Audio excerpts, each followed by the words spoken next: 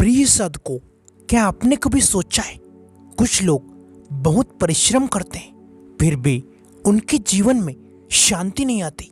कुछ लोग पूजा पाठ करते हैं, जप करते हैं, दान भी करते हैं, लेकिन भीतर एक अनजाना बोझ बना रहता है। ऐसा क्यों? क्या केवल कर्म ही हमारे जीवन का निर्माण करते हैं, या फिर कुछ ऐसे अदृश्य नियम भी हैं जिन्हें हम जान नहीं पाते, हम समझ नहीं पाते? ऐसे में पंडित श्री राम शर्मा आचार्य जी कहते हैं, ईश्वर का न्याय अत्यंत सूक्ष्म है। वहाँ केवल कर्म ही नहीं बल्कि भावना भी देखी जाती है। साधकों, आज मैं आपको एक ऐसा आध्यात्मिक रहस्य बताने जा रहा हूँ जो केवल धर्म ग्रंथों में पढ़ लेने से नहीं बल्कि ये जीवन के अनुभव से समझ आता है। कहा जाता है कि संसार में 5 ऐसे व्यक्ति होते हैं जिनके हृदय को यदि आपने बिना कारण दुखाया, यदि उनके आंसू आपके कारण निकले तो उसका प्रभाव केवल बाहर नहीं बल्कि आपके अपने अंतःकरण पर भी पड़ता है। ध्यान रहे, यह कोई जादू नहीं, यह कोई अंधविश्वास नहीं, यह उन सूक्ष्म नियम की चर्चा है जिसे हमारे ऋषियों ने कर्मफल का विज्ञान कहा है। जब किसी निर्मल हृदय से पीड़ा निकलती है तो वह सबसे पहले उस व्यक्ति के अपने मन को जलाती है, और यदि वह पीड़ा किसी दूसरे के अन्याय से उत्पन्न हुई हो तो उसका प्रभाव उस अन्यायी के जीवन पर भी पड़ सकता है। कैसे? यही आज का सबसे बड़ा रहस्य है। और विश्वास मानिए, आज जो 5 लोगों के बारे में आप जानेंगे उनमें से यदि केवल एक बात भी आपने अपने जीवन में उतार ली तो आपके व्यवहार में ऐसी पवित्रता आएगी जो आपकी साधना को नई दिशा दे सकती है। लेकिन अभी सबसे बड़ा रहस्य बाकी है, क्योंकि 5वें व्यक्ति के बारे में जो बात धर्म ग्रंथों में कही गई है उसे सुनकर शायद आप स्वयं का मूल्यांकन करने लगेंगे। इसलिए इस वीडियो को अंत तक अवश्य देखिए। अब एक प्रश्न स्वयं से पूछिए, क्या कभी ऐसा हुआ है कि आपने किसी अपने से कठोर शब्द कह दिए, बाद में पछतावा हुआ लेकिन समय निकल चुका था? क्या कभी किसी असहाय व्यक्ति को आपने अनदेखा कर दिया? क्या कभी किसी वृद्ध की बात सुनने का धैर्य नहीं रखा? क्या कभी किसी सच्चे व्यक्ति का अपमान कर दिया केवल इसलिए कि उस समय आपका अहंकार जाग गया था? यदि उत्तर हाँ है तो यह वीडियो आपके लिए, क्योंकि साधना केवल माला फिरने का नाम नहीं, साधना अपने व्यवहार को पवित्र बनाने का नाम है। पंडित श्री राम शर्मा आचार्य जी कहते हैं, मनुष्य की महानता उसके ज्ञान से नहीं उसके व्यवहार से पहचानी जाती है। कितने ही लोग वर्षों तक जप करते हैं लेकिन क्रोध नहीं छोड़ते।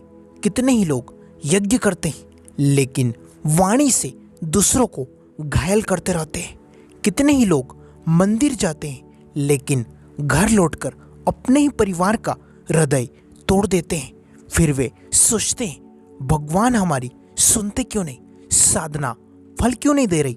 मन अशांत क्यों है? उत्तर बाहर नहीं बल्कि भीतर ही छिपा है। जब तक हमारा व्यवहार ईश्वर के नियमों के अनुरूप नहीं होगा तब तक केवल बाहरी पूजा से जीवन में पूर्ण परिवर्तन नहीं आता। यही कारण है कि हमारे ऋषियों ने तपस्या से पहले चरित्र को महत्व दिया। रामायण में भगवान श्री राम की सबसे बड़ी शक्ति उनका धनुष नहीं था, उनका चरित्र था। महाभारत में युधिष्ठिर की सबसे बड़ी पहचान उनका राज्य नहीं बल्कि उनकी सत्यनिष्ठा थी। उपनिषद बार बार कहते हैं, जिसका हृदय निर्मल है उसी में ब्रह्म का प्रकाश सहज उतरता है, और जिसका हृदय दूसरों को पीड़ा देकर कठोर हो चुका है उसके लिए साधना भी केवल एक क्रिया बनकर रह जाती है। अब आप सोच रहे होंगे क्या सचमुच किसी की बद्दुआ प्रभाव डाल सकती है? इसका उत्तर समझने के लिए एक छोटी सी बात समझिए। यदि कोई व्यक्ति आपको प्रेम से आशीर्वाद देता है तो क्या आपके मन में प्रसन्नता नहीं आती? आती है। फिर यदि किसी का हृदय आपके कारण गहरे दुख से भर जाए तो क्या उस दुख की कोई ऊर्जा नहीं होगी? ऋषियों ने कहा, भावनाएं भी सूक्ष्म शक्ति है। प्रेम ऊपर उठाता है, घृणा नीचे गिराती है, करुणा जोड़ती है, अहंकार तोड़ता है। इसलिए यहाँ बद्दुआ का अर्थ किसी जादुई शक्ति से नहीं, बल्कि उस पीड़ा से जो अन्याय के कारण किसी के हृदय से निकलती है। और कर्म का नियम उस पीड़ा को भी देखता है। यही आध्यात्मिक विज्ञान है, यही धर्म का गूढ़ रहस्य है। अब एक साधक ने गुरुदेव से प्रश्न किया। साधक कहने लगा कि गुरुदेव, यदि सब कुछ कर्मों से होता है तो किसी की बद्दुआ का स्थान कहाँ है? तब गुरुदेव मुस्कुराए और बोले, सुनो वत्स, बद्दुआ कोई अलग नियम नहीं, वह भी कर्म का ही एक भाग है। जब तुम किसी निर्दोष को कष्ट देते हो तो उसके हृदय की वेदना तुम्हारे कर्म फल का कारण बनती है। ईश्वर किसी की बात सुनकर पक्षपात नहीं करते, वे केवल न्याय करते हैं। जिसने जैसा बोया उसे वैसा ही फल मिलता है। यदि तुम्हारे कारण किसी का हृदय टूटा है तो पहले अपने भीतर झांको, क्षमा मांगो, व्यवहार बदलो। यही सबसे बड़ी साधना है। लेकिन अब जो बात मैं आपको बताने जा रहा हूं वही इस पूरी चर्चा का आधार है। धर्म ग्रंथ कहते हैं 5 प्रकार के लोगों का हृदय कभी मत दुखाना, उनकी पीड़ा का कारण कभी मत बनना, क्योंकि वे सामान्य व्यक्ति नहीं बल्कि ईश्वर की करुणा के विशेष पात्र माने गए हैं। और इनमें पहला व्यक्ति कौन है ये जानकर शायद आपको अपने जीवन की कई घटनाएं याद आ जाए। प्रिय साधकों, अब वह क्षण आ गया है जब हम उस पहले व्यक्ति के विषय में जानेंगे जिसके हृदय को दुख पहुंचाना स्वयं अपने जीवन की शांति को खो देना जैसा बताया गया है। ध्यान रखिए, यह भय उत्पन्न करने की बात नहीं है, यह अपने व्यवहार को पवित्र बनाने की शिक्षा है। पंडित श्री राम शर्मा आचार्य जी कहा करते हैं, धर्म का उद्देश्य मनुष्य को डराना नहीं, उसे जागृत करना है। इसलिए इन 5 व्यक्तियों को समझते समय केवल इतना विचार कीजिए, क्या मेरे व्यवहार से किसी का हृदय आहत तो नहीं होता? यदि होता है तो आज ही उसे सुधारने का संकल्प लीजिए।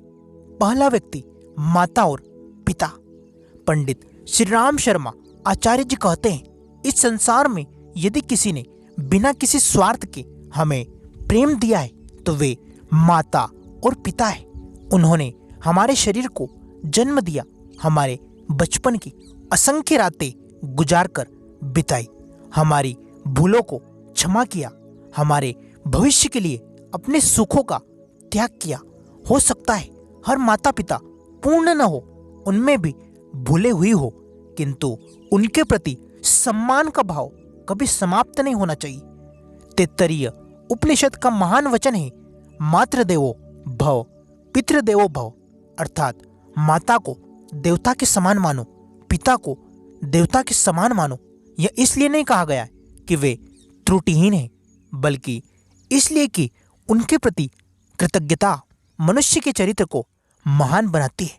एक बार एक साधक ने गुरुदेव से पूछा कि गुरुदेव, यदि माता पिता हमारी बात न समझे तब क्या करें?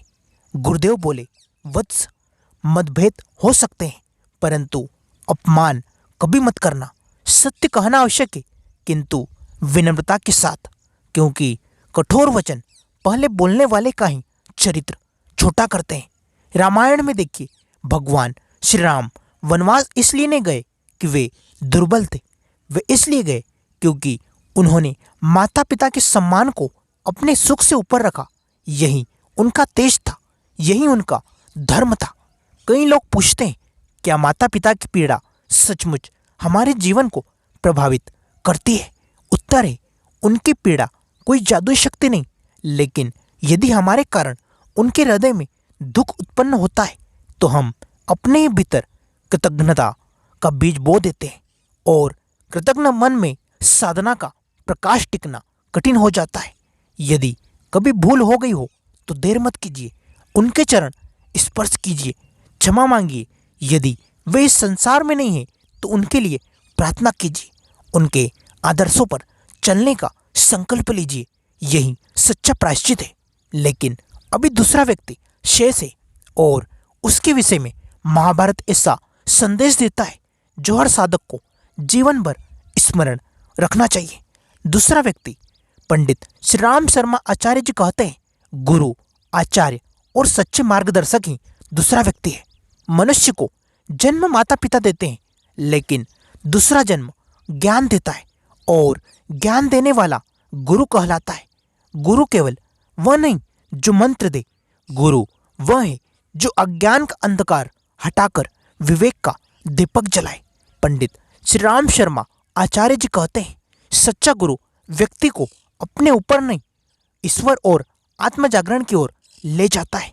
इसलिए गुरु का सम्मान व्यक्ति पूजा नहीं, ज्ञान का सम्मान है।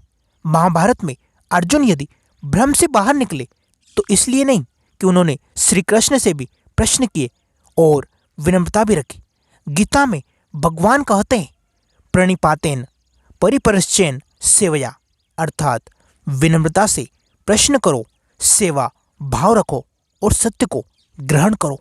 एक दिन एक शिष्य ने पूछा, गुरुदेव, यदि कोई स्वयं को गुरु कहे पर उसका आचरण उचित न हो तब क्या करे? तब गुरुदेव मुस्कुराए और बोले, वत्स, सम्मान का अर्थ अंधानुकरण नहीं होता। विवेक छोड़ देना भी धर्म नहीं है। जहाँ सत्य न दिखे वहाँ विनम्रतापूर्वक दूर हो जाओ, लेकिन कटुता, अपमान और द्वेष मत पालो, क्योंकि द्वेष सबसे पहले तुम्हारे अपने मन को विषाक्त करता है। यही भारतीय ऋषियों की शिक्षा है। गुरु के प्रति श्रद्धा, ज्ञान के प्रति श्रद्धा, और यदि किसी सच्चे संत, किसी निष्काम आचार्य या किसी ऐसे व्यक्ति का हृदय हम अपने अहंकार से दुखा दे जो वास्तव में हमें ऊपर उठाना चाहता था, तो सबसे बड़ी हानि उसी क्षण हमारी होती है, क्योंकि हम ज्ञान का द्वार स्वयं बंद कर देते हैं। और जिस जीवन में ज्ञान का प्रकाश कम हो जाए वहाँ भ्रम बढ़ने लगता है। लेकिन अभी सबसे गहरा रहस्य शेष है। पहले दो व्यक्तियों का संबंध हमारे जीवन से था, अब तीसरा व्यक्ति ऐसा है जिसकी पीड़ा को स्वयं धर्मशास्त्र करुणा की कसौटी मानते हैं। यदि आपने उसके साथ अन्याय किया तो समझिए आपकी साधना की परीक्षा वहीं से प्रारंभ होती है। प्रिय साधकों, अब तक हमने जाना कि माता पिता और सच्चे गुरु के प्रति सेवा व्यवहार होना चाहिए, लेकिन अब जो तीसरा व्यक्ति है उसकी चर्चा आते ही धर्म का स्वर और भी करुणामय हो जाता है। पंडित श्री राम शर्मा आचार्य जी कहते हैं, जहाँ करुणा समाप्त होती है वहीं से आध्यात्मिक पतन प्रारंभ हो जाता है। इसलिए अब जो बातें आप सुनने जा रहे हैं उन्हें केवल ज्ञान समझकर मत सुनिए, उन्हें अपने जीवन का दर्पण बनाइए। तीसरा व्यक्ति असहाय, निर्बल और पीड़ित। धर्म ग्रंथ बार बार कहते हैं, मनुष्य की पहचान इस बात से नहीं होती कि वह शक्तिशाली के साथ कैसा व्यवहार करता है, बल्कि इस बात से होती है कि वह निर्बल के साथ कैसा व्यवहार करता है। जो स्वयं अपना बचाव नहीं कर सकता, जो दुख में है, जो असहाय है, यदि उसके साथ हम अन्याय करते हैं तो यह केवल एक व्यक्ति का अपमान नहीं बल्कि मानवता का अपमान है। महाभारत में विदुर नीति कहती है कि जो बलवान होकर निर्बल को कष्ट देता है उसका अहंकार ही उसके पतन का कारण बनता है। एक साधक ने पूछा, गुरुदेव, यदि हम किसी की सहायता करने में समर्थ न हो तो क्या करें? गुरुदेव बोले, वत्स, हर समय धन से सहायता आवश्यक नहीं होती। मधुर वाणी भी सहायता है, सम्मान भी सहायता है, करुणा भी सहायता है, और यदि कुछ भी न कर सको तो कम से कम किसी के घाव पर नमक मत छिड़को। यही धर्म है, यही साधना है। लेकिन अभी चौथा व्यक्ति शेष है और उसके विषय में बहुत कम लोग विचार करते हैं। चौथा व्यक्ति सत्यनिष्ठ और निष्कपट व्यक्ति है। जीवन में कुछ लोग ऐसे मिलते हैं जो छल नहीं जानते, जो सत्य के मार्ग पर चलते हैं, जो अपना कर्तव्य निभाते हैं, भले ही उनके कष्ट उठाना पड़े। ऐसे व्यक्ति का अपमान करना, उस पर झूठा आरोप लगाना या उसके चरित्र को कलंकित करना बहुत गंभीर कर्म माना गया है। महाभारत में द्रौपदी के अपमान का प्रसंग केवल एक स्त्री का अपमान नहीं था, वह धर्म की मर्यादा की परीक्षा थी। जब सभा मौन रही तब अधर्म बढ़ा। इसलिए धर्म केवल स्वयं अच्छा बनने का नाम नहीं, अच्छाई का सम्मान करने का भी नाम है। यदि कोई सत्य के मार्ग पर चल रहा है तो उसका उत्साह बढ़ाइए। यदि उससे मतभेद हो तो भी सम्मान बनाए रखिए। सत्य का विरोध नहीं बल्कि सत्य पर विचार कीजिए। अब सबसे बड़ा रहस्य, वो पांचवा व्यक्ति जिसके बारे में यदि आपने समझ लिया तो आपका व्यवहार जीवन भर के लिए बदल सकता है। पांचवा व्यक्ति निष्काम भक्त और निर्मल हृदय वाला साधक। ध्यान रखिए, यहाँ भक्त का अर्थ किसी विशेष वस्त्र, किसी संप्रदाय, किसी बाहरी पहचान से नहीं।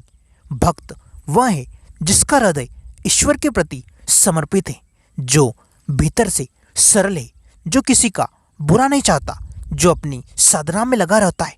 जो ऐसे व्यक्ति का उपहास करना, उसकी श्रद्धा तोड़ना या उसके मार्ग में बाधा बनना अपने भीतर के प्रकाश को कम करना है। भागवत में अनेक प्रसंग है जहाँ भगवान अपने भक्तों के बाहरी वैभव से नहीं, उनकी निष्कपट भावना से प्रसन्न होते हैं। पंडित श्री राम शर्मा आचार्य जी कहते हैं, ईश्वर को तुम्हारे शब्द नहीं, तुम्हारा अंतःकरण सुनाई देता है। एक शिष्य ने पूछा, गुरुदेव, यदि कोई साधक अभी पूर्ण नहीं है, उससे भूल हो जाती है, तब? गुरुदेव बोले, वत्स, पूर्ण तो कोई भी नहीं होता। साधक वह है जो अपनी भूल स्वीकार कर स्वयं को सुधारता रहता है। इसलिए व्यक्ति का उपहास मत करो, उसके भीतर जाग रहे प्रकाश का सम्मान करो। यही कारण है कि ऋषियों ने कहा, किसी की श्रद्धा मत तोड़ो। यदि मार्ग दिखा सकते हो तो दिखाओ, नहीं तो मौन रहो। अब एक बात और समझ लीजिए, इन 5 लोगों की बद्दुआ से अधिक महत्वपूर्ण उनकी पीड़ा है। यदि आपके कारण किसी का हृदय रोया है तो उससे पहले आपको स्वयं अपने हृदय में झांकना चाहिए। यदि भूल हुई है तो स्वीकार करना कमजोरी नहीं बल्कि आध्यात्मिक साहस है। यही आत्मशुद्धि है, यही तप है।